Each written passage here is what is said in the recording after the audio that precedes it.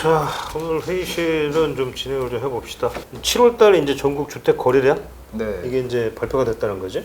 오늘 발표가 나왔는데 7월 전국 주택 거래량 14만 1,000건. 이게 역대 최대 실거래 집계를 시작한 게 2006년부터인데 이후 가장 많은 거래량이 나왔습니다. 이게 지난 6월에도 사실은 거래량이 굉장히 많았었는데 그 6월 대비 2.1% 소폭 늘어난 수준이고, 근데 이게 작년 같은 달과 비교하면은 110%가 증가한, 그러니까 2배 이상으로 증가한. 1월부터 7월까지 누계 거래량을 보더라도 올해가 76만 2천 건으로 지난해에 비해 딱 2배가 됐고, 네. 그동안 가장 많았던 2015년에 72만 건보다도 4만 건이 늘어난 역대 최다. 근데 이게 7월 거래량이 이게 계약일 기준이기 때문에 6월에 거래된 것도 일부 포함이 돼 있다. 근데 이제 문제는 거래량이 왜 이렇게 많이 늘어났느냐인데, 사실은 6월 30일까지 다주택자 양도세 중과 일시적 배제 혜택이 있었기 때문에 그때 맞춰서 매물을 내놓은 사람들도 일부 있을 것이다. 7월에도 똑같이 많이 늘었다는 것은 그거 외에도 이유가 뭔가 있는 거 다른 아니냐. 이유가 있을 것이다. 네. 그럼 그 다른 이유가 지금 뭘로 분석이 되는 건가 지금?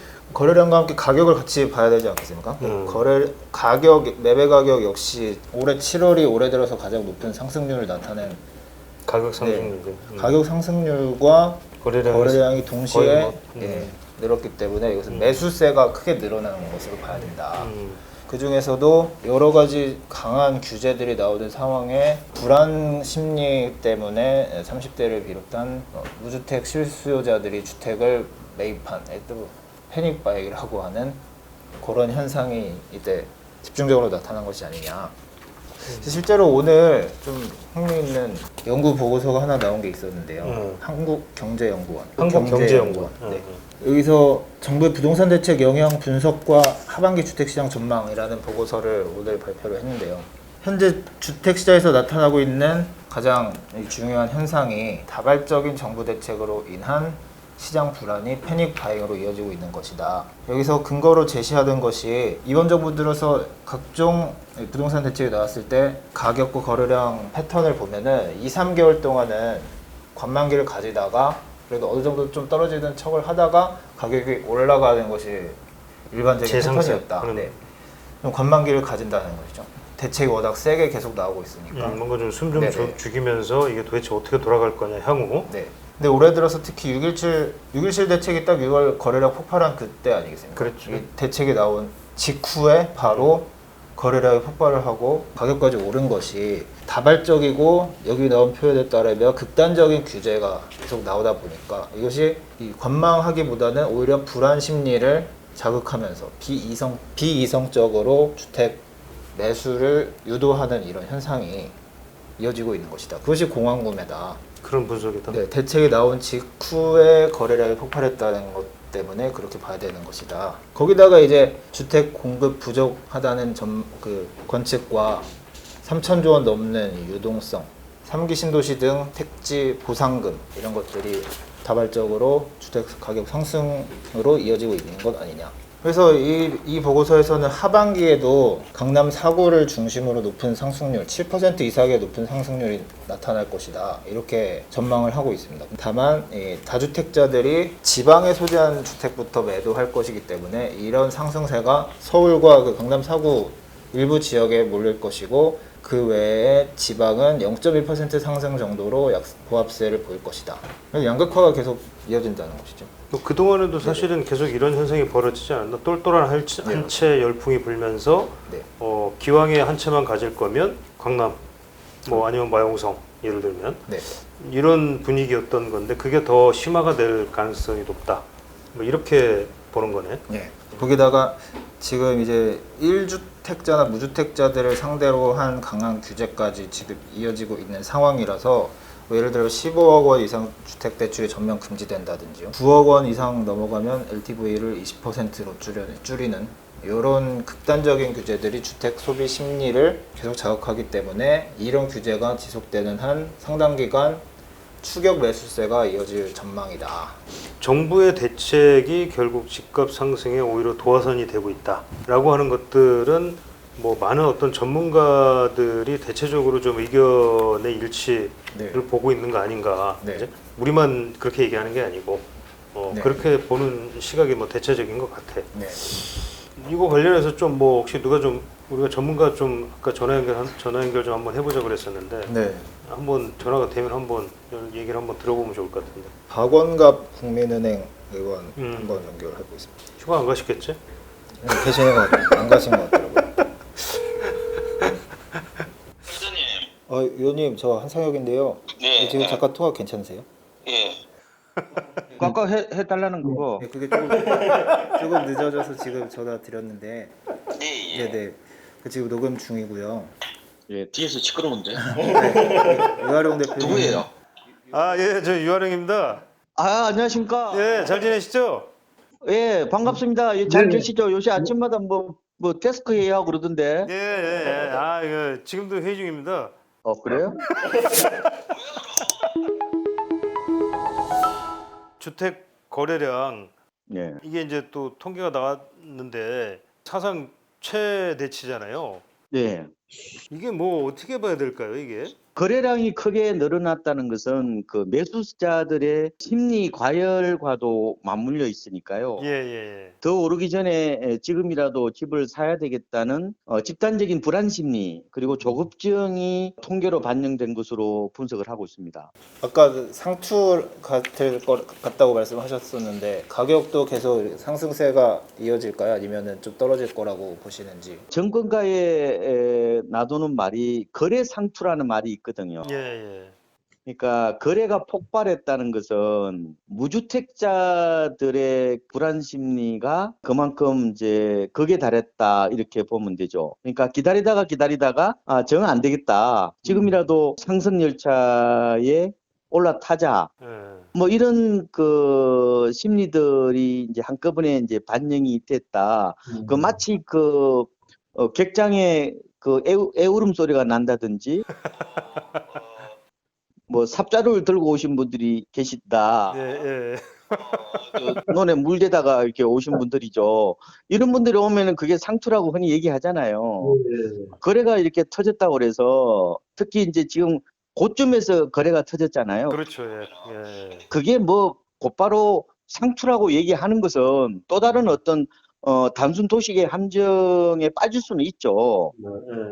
다만 이제 조심을 해야 된다. 이 부분은 좀 맞는 것 같고요. 근데 제 생각에는 두 개 시장이 좀 차별화될 가능성이 있을 것 같아요. 가령 초고가 주택은 이제 규제가 집중적으로 이루어지고 있잖아요. 재건축도 포함하고요. 이것들은 아마 매수세가 좀 위축될 수밖에 없을 것 같고, 네네. 주로 30대들의 어떤 패닉 바잉 혹은 이제 매수세가 좀 많이 몰리는 중소형은 취득세나 뭐 재산세 감면이 있고 LTV DTI도 그 고가 주택보다 덜 하잖아요. 그렇죠. 예. 사실상 이제 정부의 지원을 받는 어떤 그런 상황이라서 네. 아마 이런 중소형들은 수요가 꾸준할 거로 보였어요. 그래서 초고가 주택이나 재건축 그룹 하나, 그다음에 중소형 그룹 하나, 중소형 중저가 그룹 하나 이렇게 두 개를 분리해 본다면은 두 시장이 좀 양극화되거나 혹은 차별화될 가능성은 있지 않느냐 이렇게 보고 있습니다. 알겠습니다. 예. 아니 뭐 역시 뭐 또 시원하게 또 분석을 잘 해주셔가지고. 한 줄만 넣어, 한 줄만. 아니 계속 이 말씀 많이 하셔도 됩니다. 예. 주택 시장이 과거에 비해서 정보 전달 속도가 이제 빨라지기 때문에 시장 IQ가 굉장히 높아졌어요. 시장의 IQ. 예, 그리고 이제 어떤 새로운 작업, 뭐 정책이 왔을 때 정보를 받아들이는 어떤 수용자들의 태도도 과거와는 좀 달라졌어요. 가령 옛날에는 수동적으로 받아들였다면 지금은 정보를 해석하고 또 이렇게 대처하는 이른바 복잡 적응계식으로 시장이 바뀌고 있어요. 예, 예. 한마디로 시장 IQ가 3만이라는 거죠, 지금은. 예. 그래서 지금은 시장의 어떤 목소리를 좀 눈여겨보고 항상 그 귀담고 있어야 된다는 게 제가 요새 그 시장에서 어떤 흐름을 제대로 읽는 하나의 좀 지혜로운 눈, 시장이 지금 어떻게 움직이는 건지, 그다음에 시장이 도대체 어떤 생각을 하고 있는지 이에 대한 항상 그 눈과 귀를 열어놓고 이 흐름을 이 캐치해야 된다. 그래서 결국 시장 참여자들도 이제 거기를 좀 주목해서 보고 또 이제 정부의 정책도 어떤 그들의 움직임에 주목하면서 좀 정책의 어떤 그 대응 방향 이런 걸 잡아 나가야 될 것 같다. 뭐 이런 말씀이시죠? 그렇죠. 항상 그러니까 정보를 그대로 이게 받아들이기보다는 이 정보를 받아들이는 주체들의 어떤 정보 해석 그 어떤 시각, 방향성, 이런 부분에 대해서 초점을 맞춰야 될 수 있어요. 왜냐하면 정보는 그 자체보다 그걸 받아들이는 사람들의 어떻게 보면 액션이 더 훨씬 중요할 수가 있단 말이에요. 그렇잖아요. 그래서 그 부분에 대해서 항상 보셔야 되는데 지금 시장이 가면 갈수록 분화되고 있잖아요. 네. 초고가 주택이나 재건축은 아마 가격이 일부 빠질 수도 있어요. 약세를 볼 가능성이 크다고 보고 물론 이제 저금리이기 때문에 급락은 없겠지만 그렇죠. 예. 조금은 약세 가능성을 열어놔야 조정을 받겠죠, 뭐. 예. 예. 근데 중소형들이 만약에 일부 거래가 되고 좀 호가가 올라가면은 전체 서울 평균은 그렇게까지는 하락세가 안 나타날 수도 있고요. 떨어진다 이렇게 볼 수는 없어요. 왜냐면은 이게 우리가 2006년도에 고점을 찍고 나서 2007년도에 집값이 곤두박질 바로 안 쳤단 말이에요. 그래요, 그렇죠. 예. 오히려 2008년 리먼 사태가 터지면서 집값이 확 빠졌죠. 근데 2007년도는 완만한 조정을 받았다고 저는 보거든요. 이게 주택 시장에서 얘기하는 고온 효과예요. 고온 효과. 우리가 개마고온 같은데 아니면 뭐 대관령이라든지 대관령도 가보면은 올라갈 때는 가파르게 올라가지만 가서는 이렇게 완만한 이랬던 일종의 고온을 만들잖아요. 그것처럼 이제 가파르게 오르고 나서 더 이상 올라가기도 힘들고 그래서 매수자하고 힘겨루기를 하는 어떤 그런 지리한 조정 과정을 고온 효과라고 얘기를 하거든요. 그래서 가을 이후에는 이런 고가 주택들은 고온 현상이 나타날 수 있다고 저는 보는 거죠. 그래서 조금은 시장을 고가 주택이나 이런 재건축들은 좀 보수적으로 보는 게 좀 낫지 않을까. 뭐 아마 중소형들은 그렇게까지는 뭐 되지는 않을 거다. 다만 강남 재건축하고 비슷하게 그 같이 오른 것들이 많아요. 그 갭 투자로 해가지고 와르르 이게 산 게 많아요. 이게 이런 뭐 가령 노원구 일부 지역이나 뭐 강서구라든지 관악구 이런 데 일부는 또 강남 재건축만큼 이렇게 급등한 데가 있어요. 그런 데는 같은 중소형이라도 일부 조정을 받을 수가 있습니다. 모든 중소형이 다 이렇게 이번에 규제가 아니라 오히려 지원책을 받으니까 뭐 안 떨어진다가 아니라 그 시장 상품별로 조금은 차이는 있을 수 있어요. 알겠습니다. 뭐 오늘 뭐 말씀 고맙고요. 땅짓고 회의실로 한번 놀러 한번 오시죠, 뭐. 오늘 내 얘기 다 했어. 알겠습니다. 고맙습니다. 네, 들어가십시오. 네. 요약하자면 전망 부분과 관련해서는 이제 결국 앞으로 이제 강남 재건축이나 이제 고가 아파트 중심으로 초고가 아파트 중심으로 해서는 좀 아까 말씀하신 고원 효과, 그러니까 뭔가 굉장히 높이 올라간 다음엔 평평해진 거기서 굉장히 지루한 어떤 조정 과정, 약간의 이제 등락을 거치면서 이렇게 갈 것이다라는 얘기고 중소형의 경우에는 이제 뭐 거의 그런 등락 과정은 없을 것이다. 등락이 없을 것이다. 그죠? 오히려 뭐 좀 계속 강세를 갈 텐데 다만 일부 이제 갭 투자됐던 지역들, 아까 말씀 대표적인 노원구, 강서구 일부 이런 지역들은 좀 가격 조정을 받을 것이다. 뭐 이렇게 좀 전망을 요약하면 되겠네요. 그죠? 오케이.